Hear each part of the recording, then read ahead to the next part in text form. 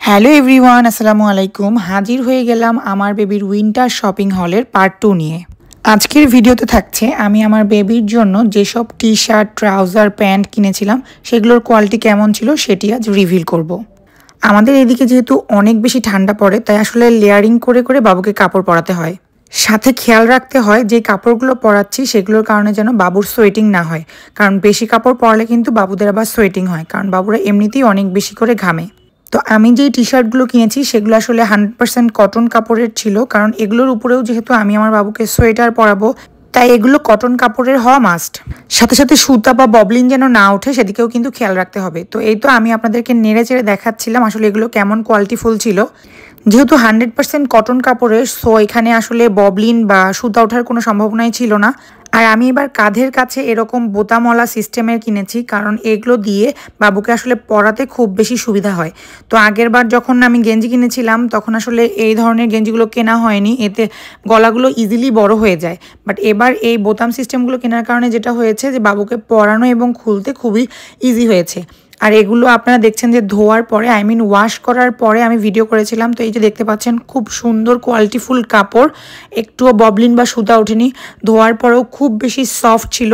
আসলে বাবুদের কাপড় কেনার সময় এই জিনিসটাই খেয়াল রাখতে হবে যেন কাপড়গুলো খুবই সফট কোয়ালিটির হয়, 100% কটন কাপড়ের হয়, এবং ধোয়ার পরেও যেন কোনো ধরনের কোনো খসখসে ভাব বা শক্ত না হয়ে যায়। যেহেতু বাচ্চাদের কাপড়, তাই আসলে একটু কালারফুল নেওয়াই ভালো। তো আমিও আসলে আমার পছন্দ অনুযায়ী বিভিন্ন কালারের নিয়েছিলাম। আর এবারের উইন্টারে আমি একটু বেস কালারগুলো নেওয়ার চেষ্টা করেছি। তো আমি কোন কোন কালার নিয়েছি তা ইতিমধ্যে আপনারা দেখতে পেরেছেন। এগুলোর কোয়ালিটি খুবই ভালো ছিল। আমি কোথা থেকে এগুলো নিয়েছি তা যদি জানতে চান তাহলে অবশ্যই কমেন্ট করবেন, আমি কমেন্টের মাধ্যমে আপনাদেরকে সেটি জানিয়ে দেব। এরপর আমি আমার বেবির জন্য একটা টার্টল নেক পিঙ্ক কালারের নিয়েছিলাম, এটিও বেশ ভালোই কোয়ালিটিফুল ছিল। তো আমি আসলে এই শার্টগুলো বা টি শার্টগুলো যেটাই বলো না কেন, এগুলো আসলে সোয়েটারের নিচে পরাবো, তাই আসলে এগুলো একটু পাতলা নিয়েছিলাম, বাট সফট নিয়েছিলাম যেন বাতাস খুব ইজিলি চলাচল করতে পারে। তো এই ছিল আমার বেবির জন্য আমি যেসব টি শার্ট কিনেছি সোয়েটারের নিচে পরানোর জন্য সেগুলো। আমি আবারও বলছি, আপনারা যদি কেউ জানতে চান যে এগুলো আমি কোত্থেকে নিয়েছি তাহলে অবশ্যই কমেন্ট করবেন, আমি আপনাদেরকে উত্তর দিয়ে দিব। তো এরপর আমি আমার বেবির জন্য যেসব ট্রাউজার এবং প্যান্ট কিনেছিলাম সেগুলো নিয়ে আসি।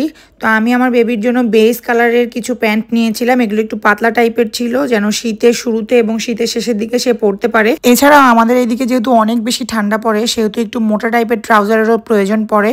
তো আমি নেভি ব্লু ফ্লোরাল প্রিন্টের যেটি দেখতে পাচ্ছেন এই টাইপের মোটা কোয়ালিটির বেশ কয়েকটা কিনেছিলাম, সেখান থেকে আপনাদেরকে একটা দেখিয়েছি।